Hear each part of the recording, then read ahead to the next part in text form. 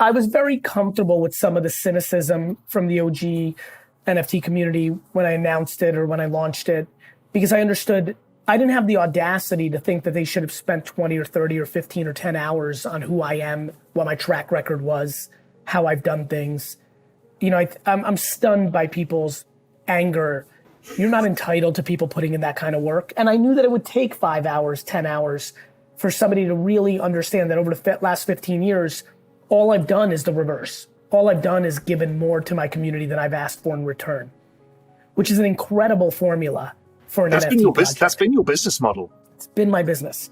And it's been based on this concept of 51-49. I have always felt that I was talented at such a level that if I was able to get 49% of the value of any interaction, that I would have plenty. And so it's an incredibly simplistic mindset, but it's allowed me to have a far better reputation with anybody who's actually ever interacted with me than the perception. And that's what one can only hope for. Too many people walking around Earth right now who have good reputations on social media, but not with the people that actually interact with them. And I love what my reputation is with the people that interact with me. And I knew that I was going to bring that to the table. And I knew what is happening now was going to happen, which was 60 days, 100 days, 600 days, 1,000 days later, one by one, the individuals that took a shit on me or who spit at it, you know, if they had the humility and if they were gracious, would come out and say, and I've been incredibly flattered. I'll say this, it means the world to me. When a stranger shits on me and says I'm the worst, I don't even hear it. But I'd be lying if I didn't say, and I don't get the accolades either. When people think I'm the greatest, I don't get high. But I'd be lying if I didn't say, when somebody comes out and says, I thought you were a fraud, or this was a rug pull, or a cash grab, or you were just another one of those, and I've had a little bit of time to look into this, wow, or kudos, or hat tip, it means a lot. It means a lot to win someone's respect who has a bad feeling towards you, and I enjoy that feeling. Whatever the reverse in this space of a rug pull is exactly how I went into it, which was I was gonna backstop it financially if again, many things out of my control went horribly wrong that I couldn't have saw. I also know that I'm gonna make Empathy Elephant and Patient Pig and, you know, Entrepreneur Elf literally commercial successes.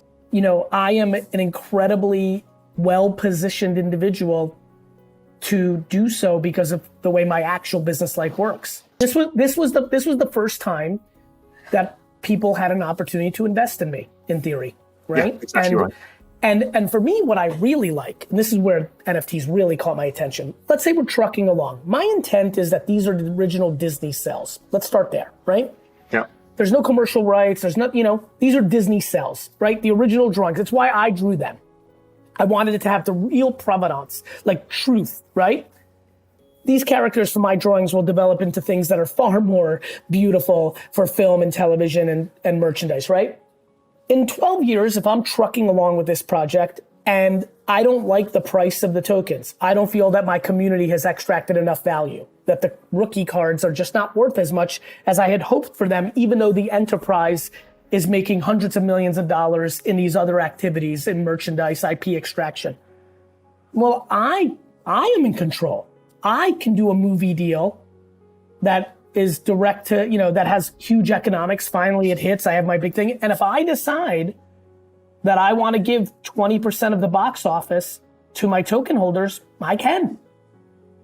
You know, and that kind of power to support your community is extremely attractive to me because I have the ability to make this community whole if I don't like where it's at. Now, the lucky part is, for me, is I did a lot of things well.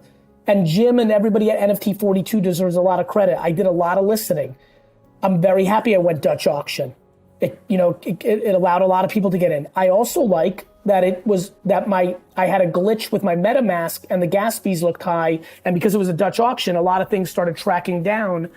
I also like the fact that the far majority of the people that actually bought it were people that I put into a Discord months earlier, educated them on ETH, MetaMask, you know, OpenSea.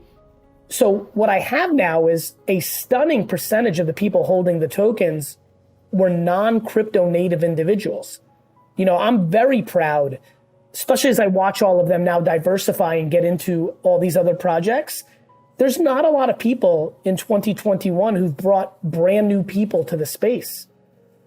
And I take a lot of pride in that. And I think that is really going to be my legacy over the next 24 months, between my public appearances, where my brand goes into different places, my impact of working with brands with Vayner NFT, my consultancy company.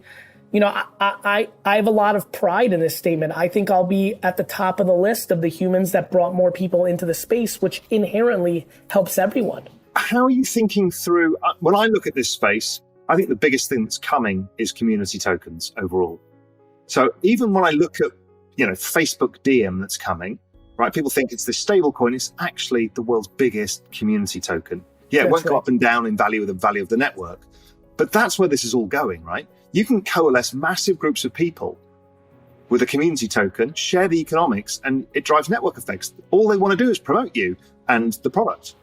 In theory, it's actually a very simplistic concept, right? If you decentralize, well, what's left? The humans that create the demand and the community that it supports. That's right. Right? So for me, all those people who cashed in for a quick, this is why patience is the greatest gift. To me, my ability to run a marathon versus a sprint, think about, the sheer economics of the people that have already won on my play. And I haven't even launched the 3 super conferences yet and all the things I'm actually doing. Hopefully in 3 or 4 years, to your point, I fully agree with you. Hopefully in 3 or 4 or 5 years, when that becomes more obvious to everyone, my friend, and becomes more real.